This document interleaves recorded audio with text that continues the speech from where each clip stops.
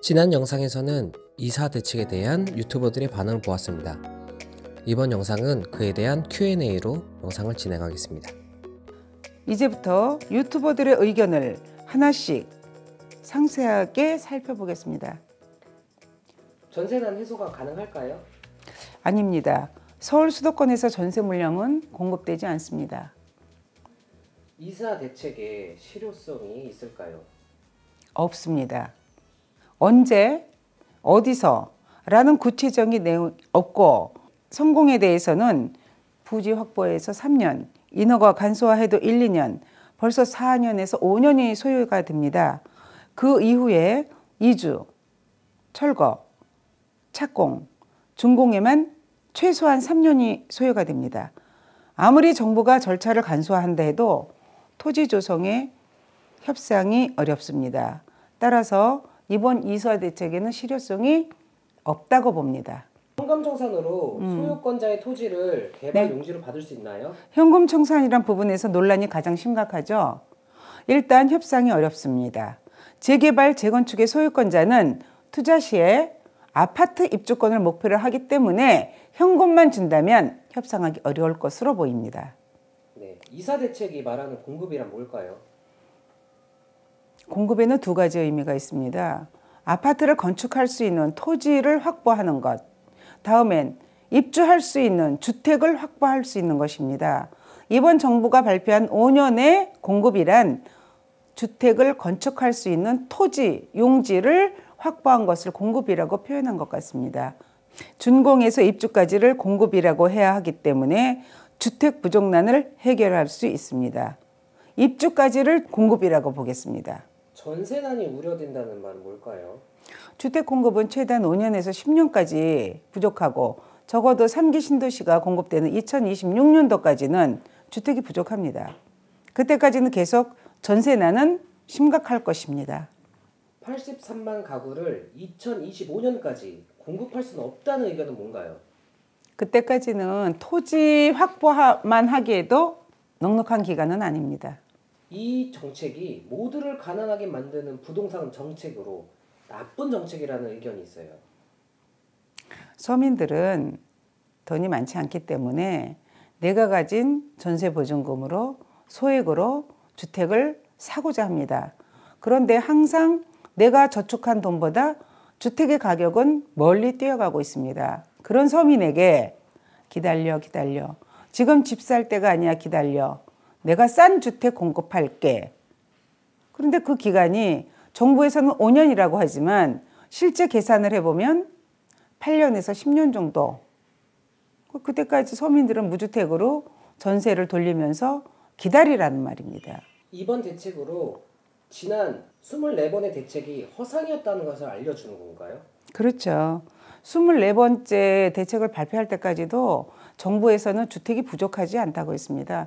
다주택자들이 물건을 조이고 있기 때문에 그 물건이 시장에 풀리지 않는다고 이야기를 했으나 이번에 83만 호 공급을 한다는 것을 보면 정부에서도 주택이 부족하다는 것을 인정하는 것이 아닐까요? 변찬웅 장관이 시장을 모르는 것 같다. 아니면은 알고서도 원하는 방향으로 가기 위한 전략이다. 어떻게 생각하시나요? 변 장관은 학자 출신이기 때문에 그 용어를 모를 사람은 아닙니다. 따라서 공급이란 무주택 서민들에게 대한 주택 공급이란 의미를 정확하게 알고 있을 텐데 2025년까지 토지 확보만으로도 힘든 기간에 공급이라고 표현을 했다면 일부 유튜버들이 말하는 사기다, 그런 과격한 언어를 쓰지 않아도 단어의 해석을 달리한 것이 아닌가 싶어요. 주택 공급까지가 아니고 토지 공급으로 5년이라면 이해하겠습니다. 다만 주택 공급에는 8년에서 10년 정도 소요가 된다는 것을 분명히 밝힙니다. 이사 대책은 결국 서울 빌라 규제다. 네, 빌라 지금 서울에서 아파트 가격이 평균 9억 이상으로 올라가면서 가격이 낮은 빌라 연립에 대한 관심이 있었습니다. 그래서 소폭 빌라 연립 가격이 올라가고 있었는데 이번 이사 대책 발표로 인해서 2월 4일 이후에 매수한 빌라 연립은 현금 청산이다 라고 발표하면서 다시 빌라 가격이 폭락하고 있습니다. 따라서 값싼 주택을 구하고자 하는 서민들의 마음을 더 이상 우롱하지 않았으면 좋겠습니다. 대책 이후에 가격이 오를 지역에 대한 전망은 어떻게 되나요?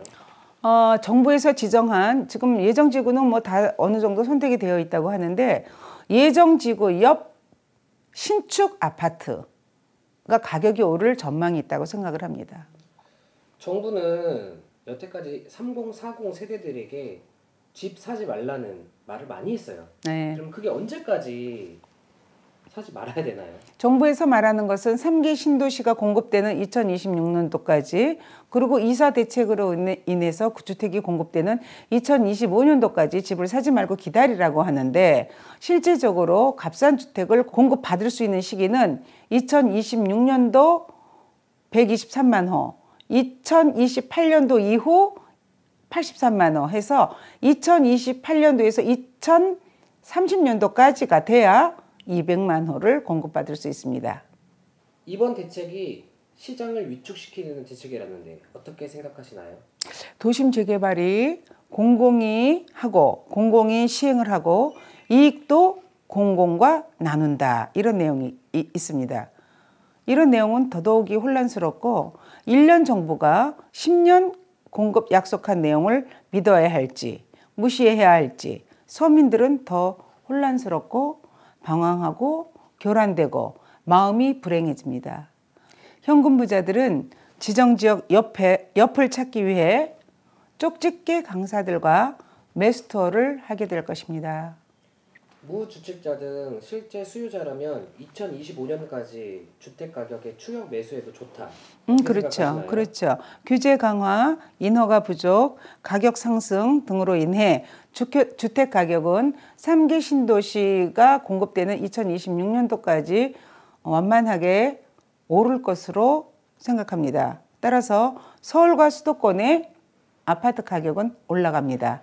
대규모 공급을 2026년도 이후에 하기 때문에 적어도 2025년도까지는 가격은 올라갑니다. 다만 도시에 따라서 지역에 따라서 조금씩 다르겠지만 전반적인 서울과 수도권의 가격은 오를 수밖에 없는 상황입니다. 이번 이사 대책은 정부의 의도가 어떤 것일까요? 대표님의 생각을 한번 말씀해 주시죠. 이번 대책이 발표됐을 때 그 40몇 쪽이나 되는 전문을 다 읽어보고 분석하고 분류를 해보니 그 내용이고 중복되는 내용들이 많더라고요. 따라서 이런 생각을 해봤어요. 아주 작은 선물에 포장을 겹겹이 하고 과대 포장된 커다란 택배 박스가 도착했는데 까독 그 속에 있는 알맹이는 별 볼 일 없더라. 그런 생각을 했습니다. 결국 이번 대책은 주택시장을 안정시킨다거나 서민들을 위한 공급 대책이라기보다는 1년 남은 정권에서 10년짜리 대책을 마련해서 발표한다는 것은 차기 및 차차기까지의 정권 욕심을 내비친 것은 아닌가 이런 생각을 해봤습니다. 네, 이것으로 부동산 이사 대책에 대한 오르리의 생각을 그리고 유튜버들의 생각을 안내해 드렸습니다.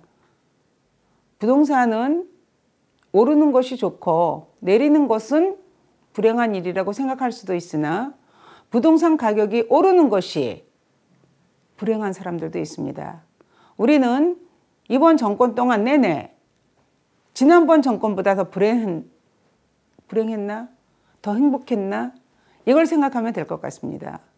당신은 행복하신가요? 감사합니다. 전세난에 대해서 한 가지 더 얘기할 게 있는데 어떤 거요? 다주택자의 실거주 의무를 풀어준다면 지방에 있는 다주택자들이 서울까지 와서 실거주할 이유가 없고 그만큼 임대 물량을 확보할 수 있다.